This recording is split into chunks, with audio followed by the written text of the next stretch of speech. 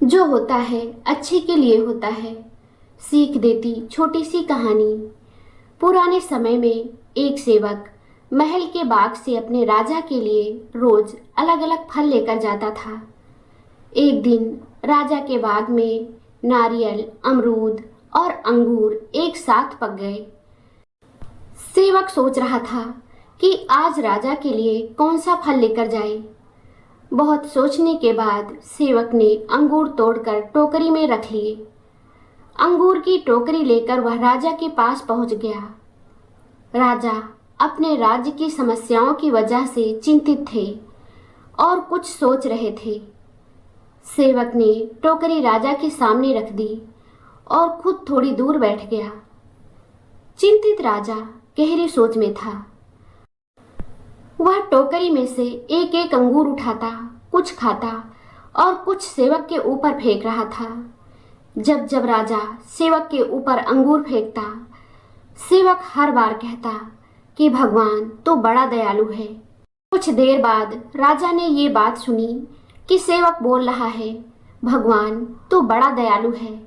ये सुनते ही राजा का ध्यान टूटा और उसने सेवक से पूछा कि मैं तुम्हारे ऊपर बार बार अंगूर फेंक रहा हूँ और तुम क्रोधित ना होकर भगवान को दयालु क्यों कह रहे हो। सेवक ने राजा से कहा कि महाराज, आज बाग में नारियल, अमरूद और अंगूर 3 तरह के फल पके थे। मैं सोच रहा था कि आपके लिए आज क्या लेकर जाऊं। तभी मुझे लगा कि आज अंगूर लेकर जाना चाहिए। अगर मैं नारियल या अमरूद लेकर आता तो मेरा हाल और बुरा हो जाता। इसलिए मैं भगवान को दयालु कह रहा हूँ। उस समय मेरी बुद्धि ऐसी कर दी कि मैं अंगूर ले आया। इसलिए कहते हैं, जो होता है अच्छे के लिए होता है। समय पक्ष का हो या विपक्ष का, हमें हर स्थिति में भगवान का आभार मानना चाहिए। कहानी की सीख।